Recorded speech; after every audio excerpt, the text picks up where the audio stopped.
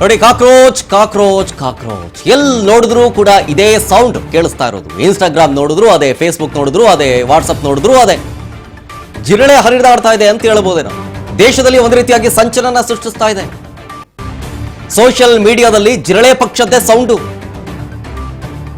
ನಾನು ಹೇಳಿದ್ನಲ್ಲ, ರಾಜಕೀಯ ಪಕ್ಷಗಳ ನಿದ್ದೆಗೆಡಿಸ್ಬಿಟ್ಟಿದೆ ಈ ಆನ್ಲೈನ್ ಕಾಕ್ರೋಚ್. ಯುವ ಸಮುದಾಯದಲ್ಲಿ ಕಾಕ್ರೋಚ್ ಜನತಾ ಪಾರ್ಟಿಗೆ ಜಪ ಮಾಡಲಾಗ್ತಾ ಇದೆ. ಡಿಜಿಟಲ್ ಮೀಡಿಯಾ ಕೇಳಂಗೆ ಇಲ್ಲ, ಎಲ್ಲ ಕಡೆ ಜಿರಳೆ ಪಕ್ಷದ್ದೇ ಹವಾ. ಇನ್ಸ್ಟಾಗ್ರಾಮ್ ಓಪನ್ ಮಾಡಿದ್ರು, ಫೇಸ್ಬುಕ್ ಓಪನ್ ಮಾಡಿದ್ರು, ವಾಟ್ಸಪ್ನಲ್ಲೂ ಅಷ್ಟೇ, ಗ್ರೂಪ್ಗಳಲ್ಲೂ ಅಷ್ಟೇ, ಎಲ್ಲ ಇದೇ ಚರ್ಚೆ ಆಗ್ತಾ ಇದೆ. ಕಾಕ್ರೋಚ್ ಜನತಾ ಪಕ್ಷದ ವಿಚಾರವೇ ಸಿಕ್ಕಾಪಟ್ಟೆ ಸೌಂಡ್ ಮಾಡ್ತಾ ಇರೋದು. ಇದಕ್ಕೆ ಸಂಬಂಧಪಟ್ಟಂತೆ ಎಐ ವಿಡಿಯೋಗಳೆಲ್ಲ ಬರ್ತಾ ಇದಾವೆ. ಕೇವಲ 3 ದಿನಗಳಲ್ಲಿ ಸೆನ್ಸೇಷನ್ ಕ್ರಿಯೇಟ್ ಮಾಡಿರೋದು ನೆನಪಿರಲಿ. ಈಗ ಸದ್ಯದ ಮಟ್ಟಕ್ಕೆ ತಗೊಂಡ್ರೆ 19 ಮಿಲಿಯನ್ ಫಾಲೋವರ್ಸ್ ಗಳಿವೆ.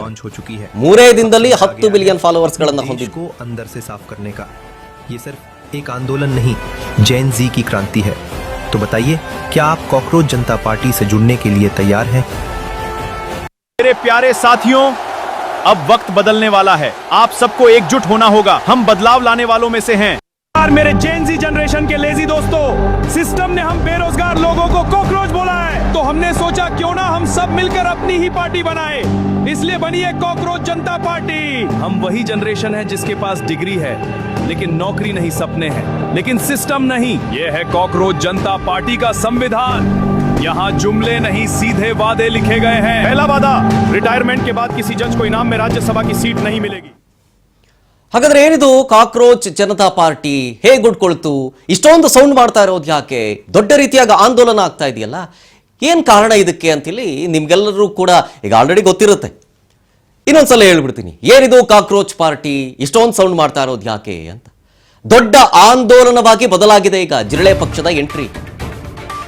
ಸಿಕ್ಕಾಪಟ್ಟೆ ಸೌಂಡ್ ಮಾಡ್ತಾ ಇರೋದು, ನಿರೀಕ್ಷೆಗೂ ಮೀರಿದ್ದು ಇದು, ನಿರೀಕ್ಷೆಗೂ ಮೀರಿದ್ದು ದೊಡ್ಡ ಆಂದೋಲನವಾಗಿ ಬದಲಾಗ್ಬಿಟ್ಟಿದೆ ಜಿರಳೆ ಪಕ್ಷದ ಎಂಟ್ರಿ. ಇವಾಗ ಜನ್ಜಿಗಳನ್ನ ಕೆರಳಿಸಿರೋದು ಸಿಜೆಐ. ಸೂರ್ಯಕಾಂತ್ ಅವರ ಸ್ಟೇಟ್ಮೆಂಟು, ನಿರುದ್ಯೋಗಿ ಯುವಕರು ಜಿರಳೆಗಳಂತೆ ಅಂತ ಸಿಜೆಐ ಅವ್ರು ಹೇಳಿರ್ತಾರೆ. ಯಾವುದೋ ಒಂದು ಕೇಸ್ ವಿಚಾರಕ್ಕೆ ಸಂಬಂಧಪಟ್ಟಂತೆ ಒಂದು ಎಕ್ಸಾಂಪಲ್ ಆಗಿ ತಗೊಂಡು ಕೆಲಸವಿಲ್ಲದವರು ಜಾಲತಾಣದಲ್ಲಿ ಕಮೆಂಟ್ ಮಾಡ್ತಾರೆ. ಈ ಹೇಳಿಕೆಗೆ ಜೆನ್ಸಿ ಸಮುದಾಯ ಫುಲ್ ಫೈರ್ ಆಗ್ತಾರೆ. ಕೆಲ ಅನ್ಎಂಪ್ಲಾಯ್ಡ್ ಅವರು ಕಾಕ್ರೋಚ್ಗಳ ರೀತಿಯಾಗಿ ವರ್ತಿಸ್ತಾರೆ ಅಂತ ಹೇಳ್ತಾರೆ. ಆಗ ಪೋಸ್ಟ್ ಸಿಕ್ಕಾಪಟ್ಟೆ ವೈರಲ್ ಆಗುತ್ತೆ. ಒಂದು ಸಿಜೆಐ ಹೇಳಿಕೆಗೆ ಜೆನ್ಸಿ ಸಮುದಾಯ ಫುಲ್ ಫೈರ್ ಆಗ್ಬಿಡುತ್ತೆ. ಆಮೇಲೆ ಡಿಜಿಟಲ್ ವೇದಿಕೆಯನ್ನೇ ಬಂಡವಾಳ ಮಾಡ್ಕೊಳ್ಳುತ್ತೆ. ನಾನು ಕಾಕ್ರೋಚ್ ಪಾರ್ಟಿ ಸದಸ್ಯ ಅಂತ ಪೋಸ್ಟ್ ಹಾಕಿರೋದು ನೋಡಿ. ಅಲ್ಲಿ ಪೋಸ್ಟ್, ಈ ಪೋಸ್ಟ್ ವೈರಲ್ ಆಗಿದ್ದೆ ತಡ ಜೆನ್ಸಿ ಜನರೇಷನ್ ಅಲ್ಲಿ ಇರುವಂತ ಒಂದಷ್ಟು ಜನ ಯುವಕರು ಇದಕ್ಕೆ ಸಪೋರ್ಟ್ ಮಾಡೋದಕ್ಕೆ ನಿಂತ್ಕೊಂಡ್ರು. ಇದಕ್ಕೆ ಸಂಬಂಧಪಟ್ಟಂತ ಪೋಸ್ಟರು, ಇದಕ್ಕೆ ಸಂಬಂಧಪಟ್ಟಂತ ಎಐ ವಿಡಿಯೋಗಳು, ಅದರಲ್ಲಿ ಇರುವಂತ ಮ್ಯಾಟರ್ ಇದೆಯಲ್ಲ, ಸಂಭಾಷಣೆ ಇದೆಯಲ್ಲ, ಅದು ಎಲ್ಲರನ್ನೂ ಉತ್ತೇಜನಗೊಂಡಿದೆ. ಸಿಚುವೇಶನ್ ನ ಎಐ ಮುಖಾಂತರ ಎಕ್ಸ್ಪ್ಲೈನ್ ಮಾಡ್ತಾ ಅನ್ಎಂಪ್ಲಾಯ್ಡ್ಗಳಿಗೆ ಕಾಕ್ರೋಚ್ಗೆ ಹೋಲಿಕೆ ಮಾಡಿದ್ದ ವಿಚಾರ ಸಂಬಂಧ ಈಗ ದೊಡ್ಡ ಆಂದೋಲನವಾಗಿ ಬದಲಾಗ್ತಾ ಇದೆ.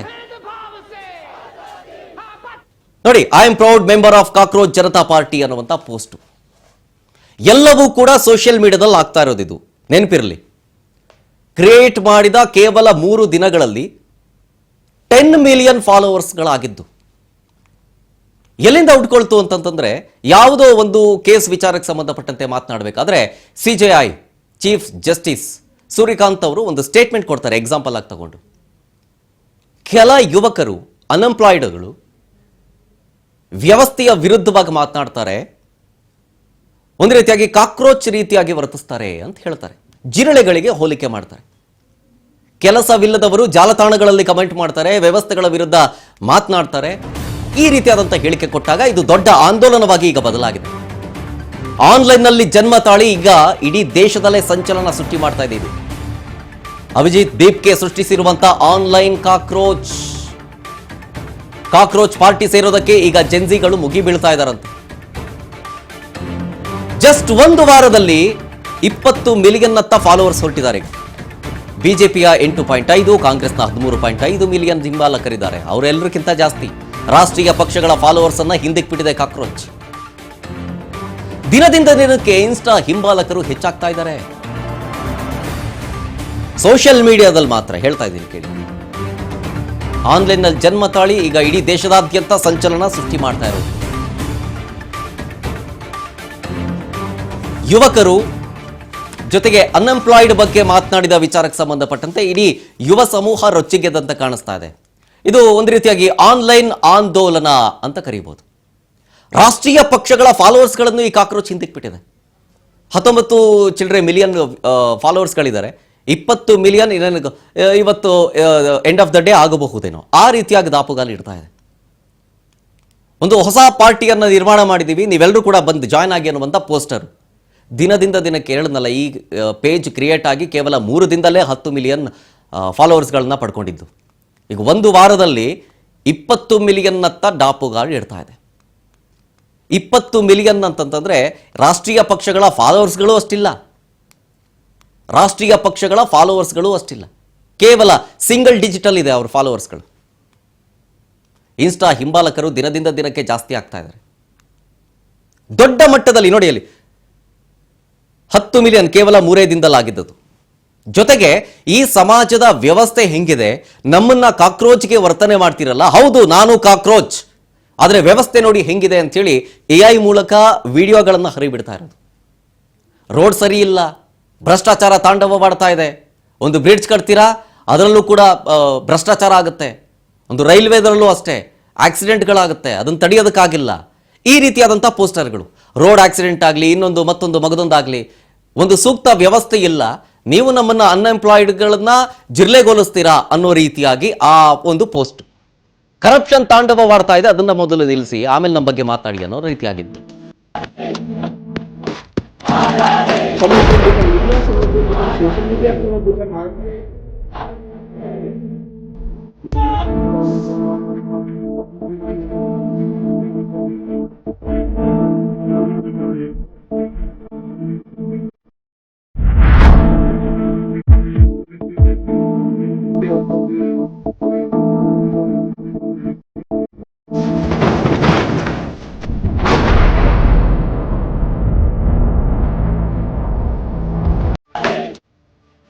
ನೋಡಿ, ಈ ರೀತಿಯಾಗಿ ಒಂದಷ್ಟು ವಿಡಿಯೋಸ್ಗಳನ್ನು ಹರಿಬಿಟ್ಟಿರೋದು.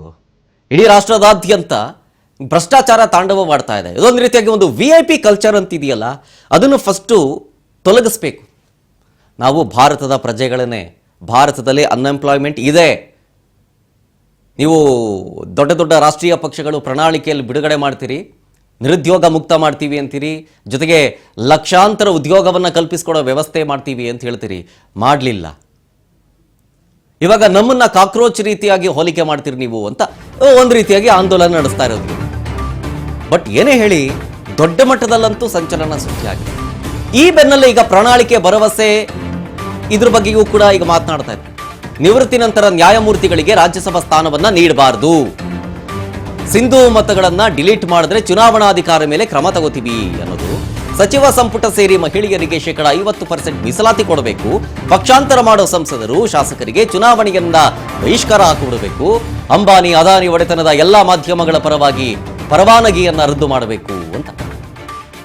ಅಂಬಾನಿ ಒಡೆತನದ್ದು, ಅದಾನಿ ಒಡೆತನದ್ದು ಎಲ್ಲ ಮಾಧ್ಯಮಗಳ ಲೈಸೆನ್ಸ್ ಅನ್ನ ಕ್ಯಾನ್ಸಲ್ ಮಾಡಬೇಕು, ಅವರ ಪರವಾಗಿಯೇ ಸುದ್ದಿ ಮಾಡ್ತವೆ, ಅವರ ಪರವಾಗಿಯೇ ಹೇಳ್ತವೆ ಅನ್ನೋ ರೀತಿಯಾಗಿ ಅವರು ಹಾಕಿರುವಂತಹ ಪೋಸ್ಟ್ಗಳು. ನೋಡಿ, ಅಲ್ಲಿ 5 ಪಾಯಿಂಟ್ ಅಜೆಂಡಾ ಅಂತ ಇಟ್ಟಿರೋದು.